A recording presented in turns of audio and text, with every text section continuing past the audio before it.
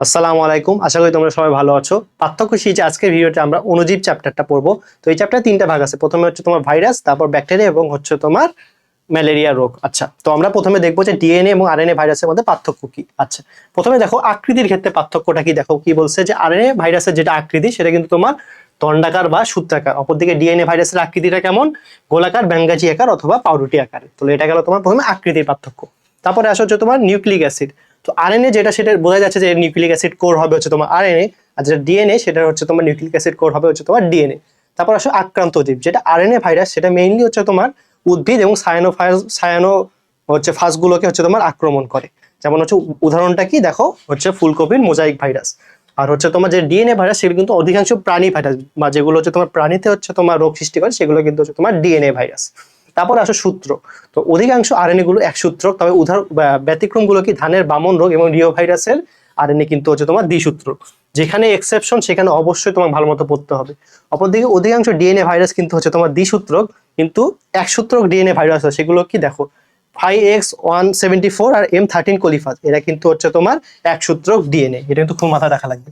আরেকটা জিনিস দেখো, যে ডিএনএ ভাইরাসের আরেকটা কিন্তু নতুন ইনফরমেশন যোগ হয়েছে, সেটা কি দেখো হেপাটাইটিস সি, এটাও কিন্তু হচ্ছে তোমার এক সূত্র। হেপাটাইটিস সি, ডেঙ্গু, এরাও কিন্তু এক সূত্র। সো খুবই খুবই গুরুত্বপূর্ণ। তারপর হচ্ছে রোগ সৃষ্টি, যেটা হচ্ছে তোমার আরএনএ ভাইরাস সেটা কিন্তু উদ্ভিদে রোগ সৃষ্টি করে থাকবে, আর যেটা হচ্ছে তোমার ডিএনএ ভাইরাস এটা হচ্ছে প্রাণীদেহে রোগ সৃষ্টি করবে। এনভেলপ বা আবরণী, এটা হচ্ছে তোমার আরএনএ ভাইরাসের ক্ষেত্রে তোমার দেখা যায় না, আর যেটা হচ্ছে তোমার ডিএনএ ভাইরাস সেখানে ক্যাপসিডের বাইরে এনভেলপ থাকে।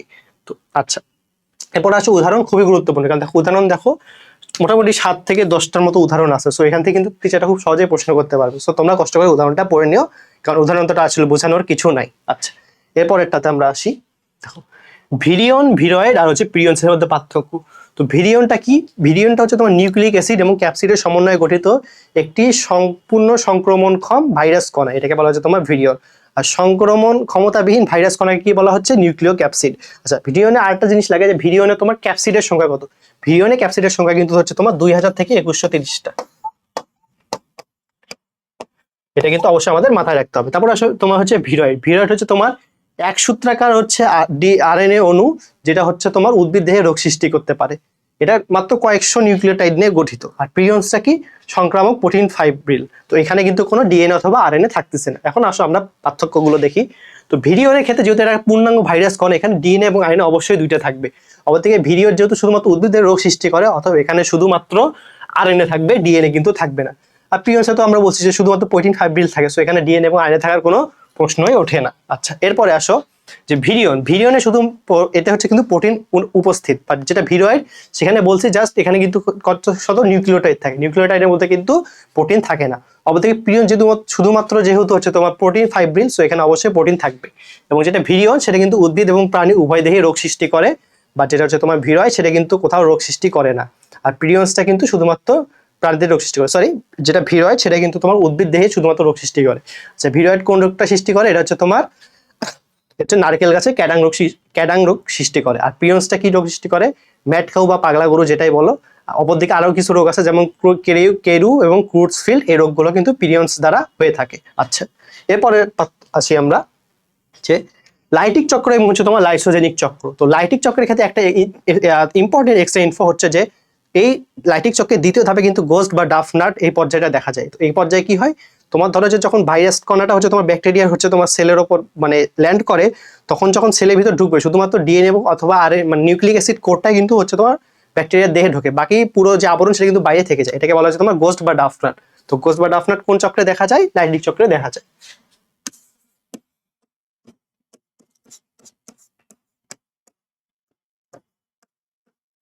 এখন আসো আমরা লাইটিক চক্র এবং লাইসোজেনিক চক্র পড়ি।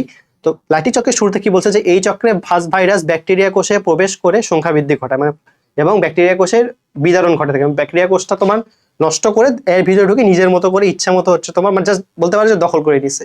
আর লাইসোজেনিক চক্র সেটা হচ্ছে তোমার অনেকটা ব্রিটিশরা যখন প্রথম বাংলাদেশে আসলো, যে তারা প্রথমে কি বললো আমরা ব্যবসা করবো, করতে করতে এক পর্যায়ে যায় মানে বাঙালিদের থেকে এমন দখল করে নিল। সেটা কি যে তোমার ভাইরাল ডিএনএ যেটা সেটা হচ্ছে তোমার ব্যাকটেরিয়া ডিএনএর সাথে মিলে মিশে থাকবে, থেকে হচ্ছে তোমার কি করবে তোমার নিজের মতো বংশবৃদ্ধি করে লাস্টে যায় নিজের মতো ভাইরাস হিসেবে বের হয়ে আসবে। আচ্ছা, তো বিদারণ, তো যেটা লাইটিক চক্র সেখানে হচ্ছে তোমার পূর্ণাঙ্গ ভাইরাস কণা রূপে কিন্তু বের হয়ে আসতে পারে, বা যেটা লাইসোজেনিক চক্র যেহেতু ব্যাকটেরিয়া ডিএনএর সাথে লাগানো আছে অতএব এটা পূর্ণাঙ্গ চক্র রূপে কিন্তু বের হয়ে আসতে পারে না। আচ্ছা, কোন সিরিজ হচ্ছে তোমার লাইটিক চক্র আর কোন সিরিজ হচ্ছে তোমার লাইসোজেনিক চক্র দেখা যায়? দেখো টি সিরিজ যুক্ত যে ফাস্ট ভাইরাস আছে সেগুলো হচ্ছে তোমার লাইটিক চক্র দেখা যায়, আর যেটা হচ্ছে ল্যামডা সিরিজ সেখানে কিন্তু লাইসোজেনিক চক্র। আরো কি কি ক্ষেত্রে দেখা যায় দেখো, P1M13 কোলিফাস এখানেও কিন্তু তোমার লাইসোজেনিক চক্র দেখা যায়। আচ্ছা, তো লাইটিক চক্রে তোমার কিন্তু 30 মিনিটে কিন্তু 300 ভাইরাস কণা হচ্ছে তোমার সৃষ্টি হতে পারে, যেটা হচ্ছে তোমার লাইসোজেনিক চক্র সেখানে মাত্র জাস্ট এক চক্রে মাত্র 2টা কিন্তু ভাইরাস কণা সৃষ্টি হবে। এরপর আসে নিয়ন্ত্রণ। তো যেটা হচ্ছে তোমার লাইটিক চক্র সেখানে কিন্তু তোমার ওই ভাইরাস দ্বারাই কিন্তু হচ্ছে তোমার এই পুরো চক্রটা নিয়ন্ত্রিত হয়, ভাইরাসের বংশবৃদ্ধি। বা যেটা লাইসোজেনিক চক্র যেহেতু ব্যাকটেরিয়ার ডিএনএর সাথে তোমার লাগানো থাকে, সো এখানে লাইসোজেনিক চক্রে কিন্তু ভাইরাস দ্বারা নিয়ন্ত্রিত হবে না এর বংশবৃদ্ধি। তো প্রোফাজ গঠন, প্রোফাজটা কি? ব্যাকটেরিয়ার ডিএনএর সাথে যে হচ্ছে তোমার ভাইরাল ডিএনএটা একসাথে থাকবে এটাকে বলা হচ্ছে তোমার প্রোফাজ। তো এটা অবশ্যই লাইটিক চক্রে দেখা যাবে না, এটা কোন চক্রে দেখা যাবে? এটা কিন্তু তোমার লাইসোজেনিক চক্রে দেখা যাবে। এবার আক্রমণের তীব্রতা, যেটা হচ্ছে লাইটিক চক্র এখানে অবশ্যই তীব্র আক্রমণ হবে, আর যেটা লাইসোজেনিক চক্র সেখানে কিন্তু হচ্ছে তোমার মডারেট বা টেম্পারেট হচ্ছে তোমার আক্রমণ হবে। আচ্ছা, ফ্লাজেলা এবং পিলির মধ্যে পার্থক্য।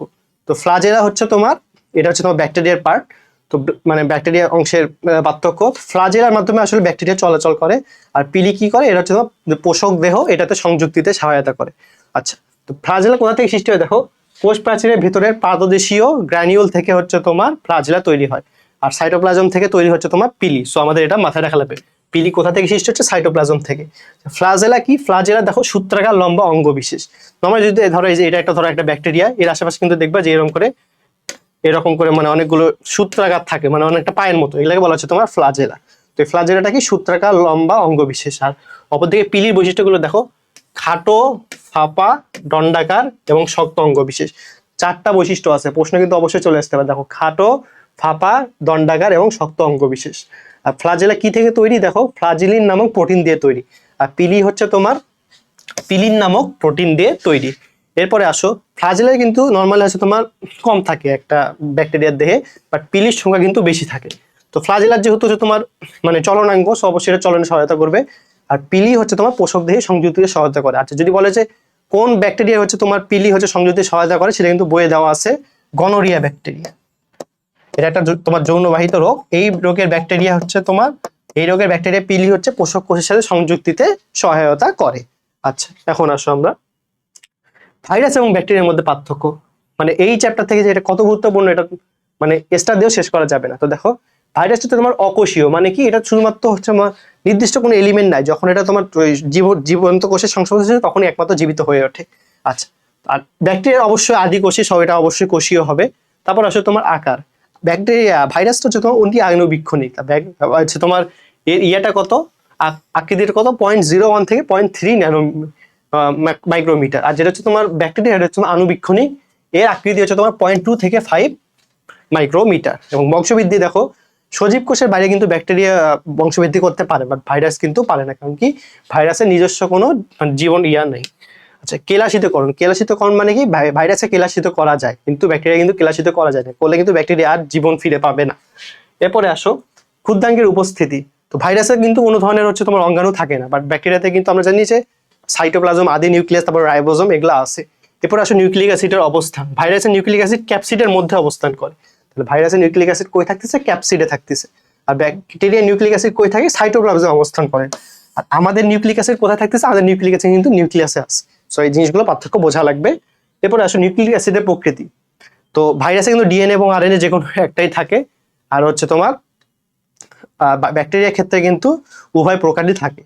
আচ্ছা, এরপরে আসো এনজাইমের উপস্থিতি। ভাইরাসের দেহে কিন্তু কোনো ধরনের এনজাইম থাকে না, বাট ব্যাকটেরিয়ার দেহে কিন্তু এনজাইম থাকে। আচ্ছা, এরপরে আসি আমরা, এখন আমরা আসলাম ম্যালেরিয়ার ক্ষেত্রে। ম্যালেরিয়ার দেখো দুইটা কিন্তু হচ্ছে তোমার বংশবৃদ্ধির দুইটা একটা ওয়ে আছে, একটা হচ্ছে তোমার মানুষ দেহে যেটা হয়, একটা হচ্ছে হেপাটিক সাইজোগনি, আর একটা হচ্ছে তোমার এরিথ্রোসাইটিক সাইজোগনি। তো হেপাটিক মানে আমরা জানি যকৃত, আর এরিথ্রোসাইটিক মানে হচ্ছে তোমার আমরা কি জানি? Red blood corpuscles. আচ্ছা, সো হেপাটিক সাইজোগনি যেটা, এটা যেহেতু হচ্ছে তোমার হেপাটিক মানে যকৃত, সো এটা যকৃতে অনুষ্ঠিত হবে। অন্যদিকে এরিথ্রোসাইটিক সাইজোগনি যেটা রয়েছে সেটা কিন্তু তোমার লোহিত রক্তকণিকায় সংগঠিত হবে।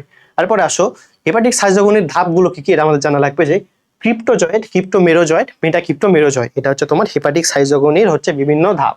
অপরদিকে হচ্ছে তোমার এরিথ্রোসাইটিক সাইজোগনির ধাপগুলো কি দেখো, trophozoite, signet ring, amoeboid, trophozoite. আচ্ছা, হিমোজয়েন্টটা কি? এটা হচ্ছে তোমার এই অ্যামিবয়েড ট্রোফোজয়েড পর্যায়ে হচ্ছে তোমার হিমাটিন বিষাক্ত হচ্ছে তোমার পদার্থগুলো হচ্ছে তোমার জমা হয়, এগুলাকে বলা হচ্ছে তোমার হিমোজয়েন্ট। তো এটা অবশ্যই যেহেতু হচ্ছে তোমার অ্যামিবয়েড ট্রোফোজয়েডে জমা হচ্ছে, তাই বলে এটা হচ্ছে তোমার এরিথ্রোসাইটিক সাইজোগনিতে সৃষ্টি হবে, বাট হিমোজয়েন্ট কিন্তু হেপাটিক সাইজোগনিতে সৃষ্টি হয় না। এবং দেখো এই পোষক দেহে প্রতিক্রিয়া, হেপাটিক সাইজোগনির সময় কিন্তু পোষক দেহে কোনো প্রতিক্রিয়া দেখা যায় না, বাট হচ্ছে তোমার যখন হচ্ছে এই এরিথ্রোসাইটিক সাইজোগনির শেষে কিন্তু হচ্ছে আমাদের দেহ থেকে পাইরোজেন নামক পলিপেপটাইড নিঃসরিত হয়। এই জন্য হচ্ছে এই পলিপেপটাইডে হচ্ছে তোমার প্রভাবে হচ্ছে আমাদের শরীরে কিন্তু জ্বর দেখা যায়। সাফনাস দানা দ্বারা হচ্ছে তোমার ম্যালেরিয়া শনাক্ত করা হয়। তো হেপাটিক সাইজোগনি যেহেতু প্রাইমারি ধাপ, সে অবশ্যই এখানে কোনো সাফনাস দানা দেখা যাবে না, বাট এরিথ্রোসাইটিক সাইজোগনিতে কিন্তু সাফনাস দানা দেখা যাবে। জ্বর তো বললাম যে জ্বর কিন্তু এই এরিথ্রোসাইটিক সাইজোগনির পর সময় আসবে। কেন আসবে?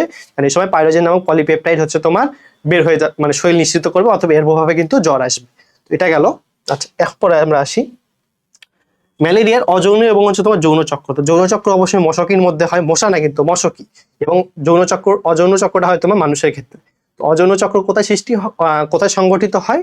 মানুষের লোহিত এবং যকৃত এবং লোহিত রক্তকণিকায় সংগঠিত হয়। অপরদিকে হচ্ছে তোমার যেটা যৌন চক্র, সেটা কিন্তু হচ্ছে তোমার মশকির হচ্ছে ক্রপ এবং হচ্ছে তোমার হিমোসিলে সংগঠিত হয়। তো অযৌন চক্রের ধাপগুলো দেখো মেরোজয়েড, ট্রোফোজয়েড, সাইজয়েড, সিগনেট রিং, এটা জানলে হবে। আর হচ্ছে তোমার যৌন চক্রের ধাপগুলো দেখো গ্যামিট, জাইগোট, ওকিনিট, ওসিস্ট এবং হচ্ছে তোমার স্পোরোজয়েড। আচ্ছা, তো অযৌন চক্রের সর্বশেষ ধাপটা কি দেখো? এটা কিন্তু তোমার গ্যামিটোসাইট কত? এন হবে, কিন্তু ক্রোমোজোম সংখ্যা এন হবে। আর যেহেতু যৌন চক্র, সেখানে হচ্ছে তোমার লাস্ট ধাপটা হচ্ছে তোমার স্পোরোজয়েড, এখানে কিন্তু 2n অবস্থায় থাকবে। আচ্ছা, এরপরে দেখো কি বলছে হিমোজয়েন্ট। তো হচ্ছে হিমোজয়েন্ট আমরা আগে বলছি এরিথ্রোসাইটিক সাইজোগনিতে সৃষ্টি হয়, অতএব হচ্ছে তোমার এই অযৌন চক্রে কিন্তু হচ্ছে তোমার হিমোজয়েন্টটা সৃষ্টি হবে। এবং পোষক দেহে প্রতিক্রিয়া, তো পোষক দেহে কিন্তু যখন হচ্ছে তোমার এই বিষাক্ত অবস্থা চলে যাবে, তখন অবশ্যই পোষক দেহে তোমার কাঁপুনি সহ তোমার জ্বর আসবে। বাট যেহেতু হচ্ছে তোমার যৌন চক্রে হচ্ছে তোমার কোনো পোষকের দেহে কোনো হচ্ছে পাইরোজেন অথবা এগুলো কিছু নিশ্চিত হচ্ছে না, অতএব তোমার যৌন চক্রের কোনো ধরনের হচ্ছে জ্বর অথবা প্রতিক্রিয়া দেখা যাবে না। এরপরে আসো চক্রের পুনরাবৃত্তি। এটা হচ্ছে তোমার অযৌন চক্রের ক্ষেত্রে ঘটে, বা যৌন চক্রের ক্ষেত্রে কিন্তু ঘটে না। তারপরে আছে কি গ্যামিট কিন্তু সৃষ্টি হচ্ছে না, বাট হচ্ছে তোমার যৌন চক্রে কিন্তু গ্যামিট সৃষ্টি হয়। এবং তারপরে আসো জাইগোট। তো এখানে কোনো জাইগোট সৃষ্টি হচ্ছে না, বাট যৌন চক্রে কিন্তু জাইগোট সৃষ্টি হয়। সো যৌন চক্রে হচ্ছে তোমার জাইগোট সৃষ্টি হয়। আচ্ছা, এখন আমরা হচ্ছে কয়েকটা প্রশ্ন সলভ করব, মানে আগের পাঠ্যগুলো থেকে মানে কিভাবে প্রশ্ন আসতে পারে তোমাদেরকে গ্রস আইডিয়া দিব। তো প্রথম প্রশ্নটা দেখো কি বলছে, ভাইরাসের ক্ষেত্রে কোনটি ভুল? আচ্ছা, প্রথমে আমরা দেখি কি বলছে, যে কোনো কোষীয় বস্তু থাকে না, এটা অবশ্যই রাইট, তার মানে এটা হচ্ছে তোমার রাইট। এরপরে আসো সজীব কোষের বাইরে বংশবৃদ্ধি করতে পারে না, এটাও কারেক্ট। এরপরে দেখি আমরা কি বলছে, যে এদের নিউক্লিক অ্যাসিড ক্যাপসিডের মধ্যে থাকে, এটাও সত্য কথা। তো 4 নাম্বার কি বলছে, দেহে এনজাইম থাকে, বাট আমরা একটু আগে পার্থক্যতে পড়ে আসছি ভাইরাসের দেহে কিন্তু কোনো এনজাইম থাকে না। সো এটা হবে তোমার রাইট অ্যান্সার। আর তার মানে কি এই উপরের 3টে সঠিক, এটা হচ্ছে তোমার ভুল। সো আমাদেরকে এইভাবে আস্তে আস্তে হচ্ছে তোমার ভালো মতো প্রশ্নগুলো পড়তে হবে, তাড়াহুড়া করা যাবে না। বিশেষ করে যদি কোনটা ভুল কোনটা সঠিক, এই প্রশ্নগুলো অবশ্যই পরীক্ষা সবার লাস্টে মাথা ঠান্ডা করে সলভ করতে হবে, বুঝছো? কারণ এই ক্ষেত্রে তোমার 4টা অপশনে কিন্তু পড়া লাগে। আচ্ছা, এরপরে আসো হেপাটিক সাইজোগনি সম্পর্কে কোনটি সঠিক? হেপাটিক সাইজোগনি তার মানে কি? যকৃতে সংগঠিত হবে, তার মানে কি লোহিত রক্তকণিকা এখানে কি হবে? অবশ্যই হবে না, এটা কিন্তু কাটা। তার মানে আমরা তাই বলি কি অন্য অপশনগুলো পড়বো না? অবশ্যই পড়বো।